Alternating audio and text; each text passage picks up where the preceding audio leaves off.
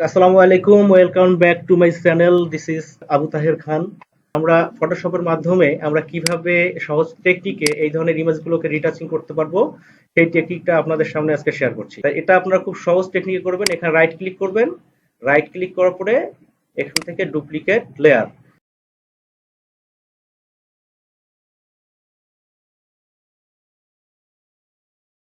একটা লেয়ার আবার তৈরি হয়ে গেছে। এইভাবে এই লেয়ারটাকে ড্রাগ অ্যান্ড ড্রপ করে এখানে লেয়ার প্যানেলের নিচে গিয়ে এই যে প্লাস আইকনে ছেড়ে দিবেন, তাহলে আরো একটা লেয়ার কপি হয়ে যাবে। এখানে এই লেয়ার থাম্বনেল এই লেখাটার উপরে ডাবল ক্লিক করে এখানে আপনি নামটা পরিবর্তন করে দিবেন। আচ্ছা, তাহলে আমার তিনটা লেয়ার হয়ে গেল। এখন আমি এই লেয়ারটা ধরে কাজ করব।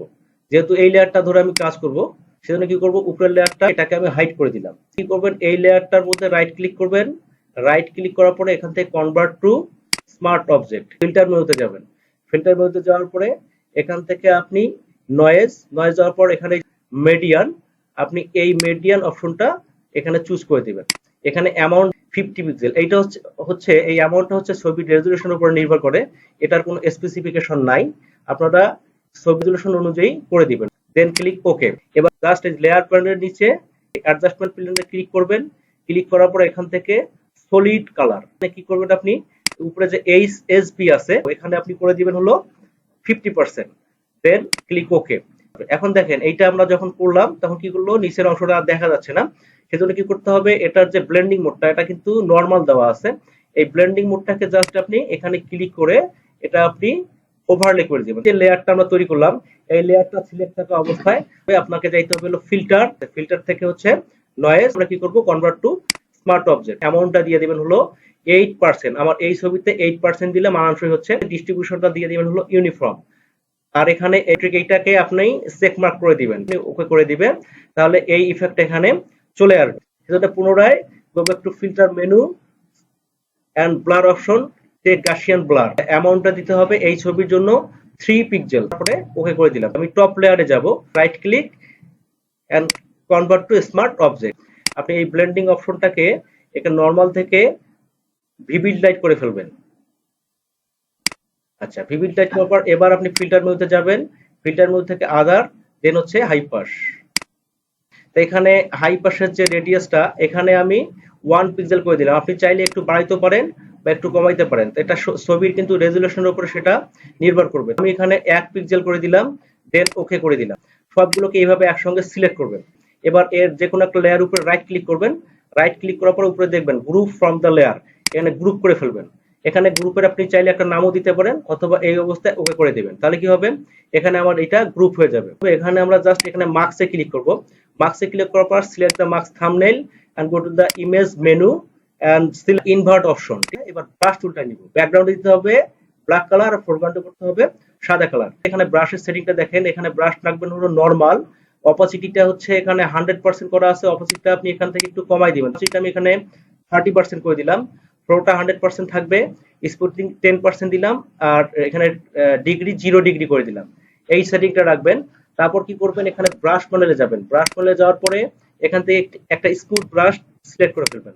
এবার এখানে ব্রাশের সাইজটা বাড়ানোর জন্য রাইট ক্লিক, এখানে আপনার সুবিধা মতো ব্রাশের সাইজটা করে নেবেন। ঠিক আছে, এবার আপনি এখানে কাজ করলে কিন্তু পরিবর্তনটা দেখতে পাবেন। এভাবে যদি আপনি এখানে ড্রাগ করেন, মাউস ড্রাগ করেন, তাহলে কি হবে, এই ব্রনটা এখান থেকে মিশে যাবে।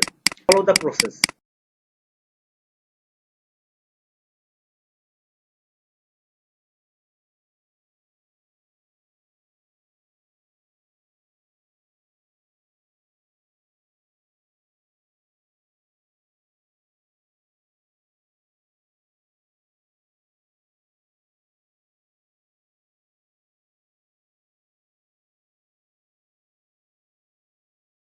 আমি এখানে চোখের মধ্যে এখানে শ্যাডো ব্যবহার করব, বা হচ্ছে ঠোঁটের মধ্যে লিপস্টিক অ্যাপ্লাই করব। ঠিক আছে, এই ধরনের আমি ইফেক্ট গুলো এখানে দিতে চাই।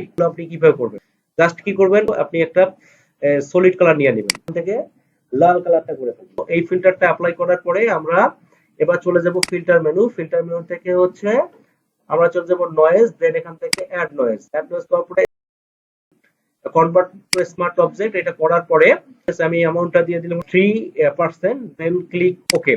এটা করে ফেললাম। আচ্ছা, এটা এখানে চলে আসছে। এবার কি করবেন, এই লেয়ারটা যে তৈরি হয়ে গেল এই লেয়ারের এখানে একটা এবার মার্কস করে দিবেন। মার্কস হয়ে গেল। এবার এই লেয়ার থাম্বনেলে চলে এসে ইমেজ, ইমেজ থেকে অ্যাডজাস্টমেন্ট, দেখেন এখান থেকে ইনভার্ট। এবার আমরা যদি এখানে ড্র্যাগ করি, দেখেন ড্র্যাগ করলে লাল চলে আসতেছে। এখানে এই ব্রাশ টুল দিয়ে ড্র্যাগ করবেন। ব্রাশ টুল দিয়ে ড্রয়িং করার সময় এখানে দেখেন অপাসিটিটা আমার এখানে 30%, এখানে ড্রয়িং করতে হবে এইভাবে।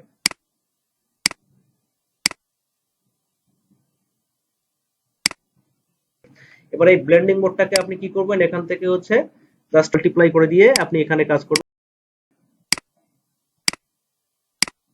আচ্ছা, যদি আপনি হচ্ছে এই এখানে শ্যাডো দিতে চান, এই সেম প্রসেস। এখানে সলিড কালার আমি এখান থেকে ব্ল্যাক করে দিলাম।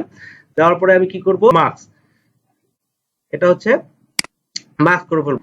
এবার আপনি কি করবেন, এটাকে কন্ট্রোল আই চাপলে ইনভার্ট হয়ে যাবে, ঠিক আছে। এবার আপনি এখান থেকে ব্রাশ টুল নেওয়ার পরে আপনি যে জায়গায় ইয়ে দিতে চান, এই দেখেন এভাবে আপনি শ্যাডো দিতে পারবেন।